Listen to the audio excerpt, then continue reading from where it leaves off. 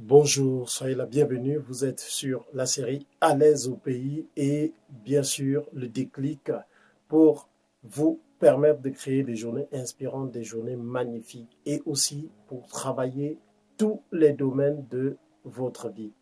On a commencé un chapitre sur les croyances limitantes et aujourd'hui nous allons nous atteler à continuer. On va continuer aujourd'hui dans le domaine des relations. Je voudrais qu'aujourd'hui nous pensions un peu sur ce domaine-là, le domaine des relations, et on va voir comment certaines croyances limitantes peuvent nous figer, peuvent pourrir nos relations, peuvent saboter des mariages. Et aujourd'hui, on va s'appesantir là-dessus. Les relations sont les liens intimes, les liens les plus intimes, et ils sont un peu en quelque sorte un endroit où on est en ballottage entre le désir et la vulnérabilité. Dans des relations, nous sommes parfois dans notre état réel et aussi parfois nous sommes sous notre forme la plus vraie. Et étant donc exposés à tous ces éléments-là, on se rend compte que nous sommes même beaucoup plus exposés dans les relations aux croyances limitantes. Que vous soyez en relation ou bien à la recherche d'une relation parfaite, ne laissez pas vos histoires, ne laissez pas votre passé mettre en péril votre potentiel pour cette grande histoire d'amour que vous voulez bâtir ou bien celle dans laquelle vous vivez déjà. La première croyance limitante que nous allons voir aujourd'hui, c'est « je ne mérite pas l'amour ». Il y en a qui le pensent si profondément que c'est ancré dans leur gène. Et ils ne le disent même pas ils le disent pas parce qu'ils sont même pas conscients qu'ils le pensent. Et c'est le premier résultat, c'est l'insécurité de cette croyance limitante. Cette croyance limitante est fatale et elle est fatale pour vous et pour votre relation. Pourquoi? En fait, c'est l'une des 10 raisons principales pour lesquelles les mariages finissent par un divorce. L'insécurité peut être difficile à surmonter, ça je peux vous l'assurer. Vous devez y faire face. D'abord, en vous-même et dans votre couple, vous devez aussi faire face à l'insécurité. Tout le monde mérite l'amour, mais l'amour, là, pour le trouver et le garder même, je veux dire, vous devez d'abord surmonter les croyances limitantes qui disent que vous n'êtes pas digne d'amour. En outre, il faut savoir que l'insécurité peut conduire à une jalousie extrême et tenace et peut vous pousser à remettre en question toute intention de votre partenaire. Ça condamnera votre relation à coup sûr. Vous devez puiser dans le pouvoir d'intentions positives, sachant que quel que soit ce que votre partenaire dit ou fait, vous devez penser ainsi. Son intention première est positive. Cultivez-moi donc une relation saine en créant des croyances aidantes, de nouvelles croyances pour pallier à celle qui dit que vous n'êtes pas digne d'amour. La deuxième croyance que nous allons voir, c'est tous les bons sont réservés. Alors, la plupart des célibataires croient que toutes les bonnes filles ou tous les bons gars sont déjà réservés et que trouver et attirer le compagnon de rêve, c'est une sorte de mythique moderne là, quelque chose qui est bon seulement pour les films, les fictions, mais trouver la femme ou l'homme idéal ne relève pas de la fiction, ce n'est pas un rêve irréalisable. Il faut être clair avec vous-même sur ce que vous voulez. Travaillez à devenir l'homme, la personne, la femme que vous voulez être pour attirer à vous le compagnon de rêve que vous voulez. Décidez-vous sur les qualités que vous recherchez et aussi les qualités que vous ne cherchez pas. Il faut être clair là-dessus, sur les qualités aussi que vous ne cherchez pas. Écrivez-les, on en a parlé. Et une fois que vous avez fait cela, mettez-les au propre et mettez-vous en mouvement. Soyez actifs, soyez accessibles, mettez-vous entre amis, sortez entre amis. N'ayez pas peur de rendez-vous. Il y a des jeunes filles qui disent écoute, moi je fais ce qu'il faut, mais je sais pas à quand le grand amour, à quand le mari, à quand. Elles sont là, elles prient tout le temps, elles sont à la maison, elles ne sont pas accessibles, elles sont à l'église, elles prient tout le temps, et puis voilà. Mes amis, Dieu n'est pas votre coursier. Il n'ira pas chercher cet homme ou cette femme-là pour vous.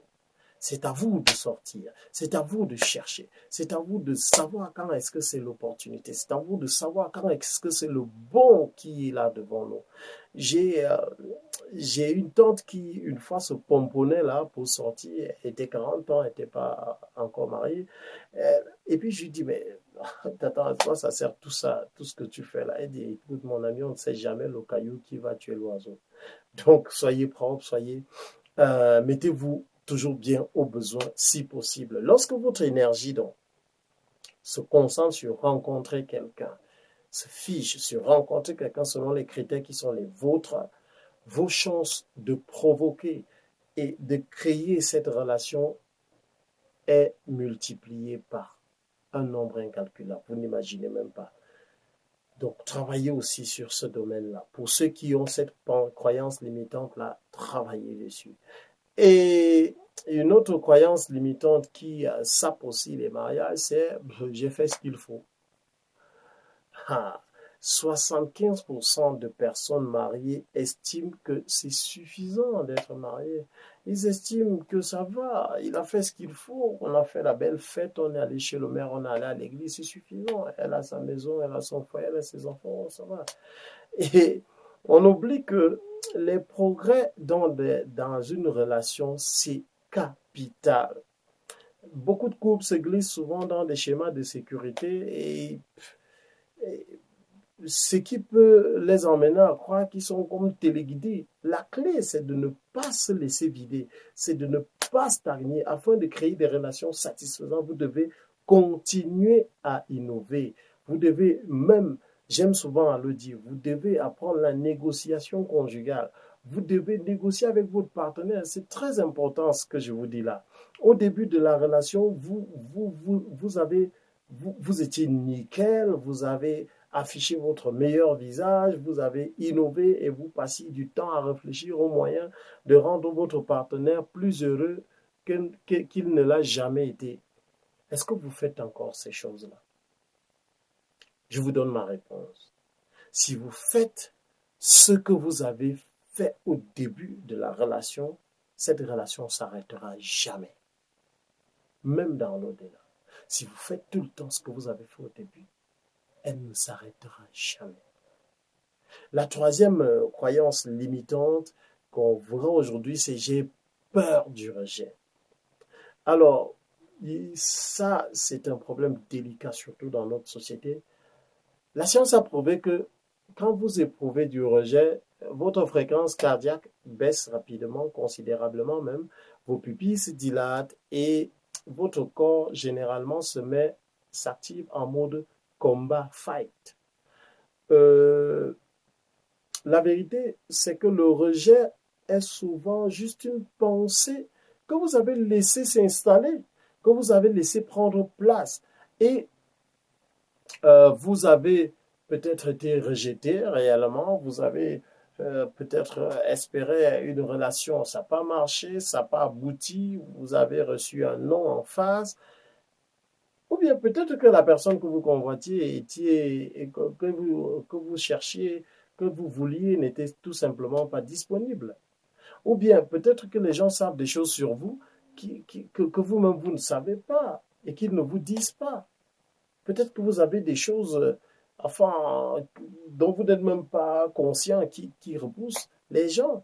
Il faut travailler sur soi, il faut travailler franchement sur soi. La clé, c'est de trouver une sorte d'autonomie, ce qui signifie que chaque fois que vous sentez peut-être rejeté, que ce soit un challenge nouveau qui vous propulse vers l'avant au lieu de vous retenir tout le temps. Donc vous devez travailler là-dessus aussi.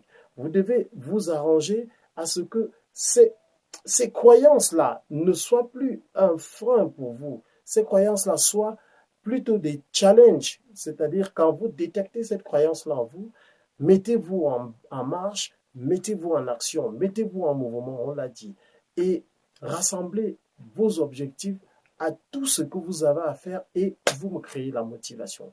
Créez la motivation en étant actif, en étant conscient des challenges qui sont les vôtres. Et chaque fois, les amis, que vous avancez, célébrez une victoire. Chaque fois que vous avancez et que vous sentez que vous avez même seulement fait un petit progrès dans votre accomplissement personnel, célébrez la victoire. Célébrez toujours. Ciao, on se voit sur une prochaine vidéo. À l'aise au pays.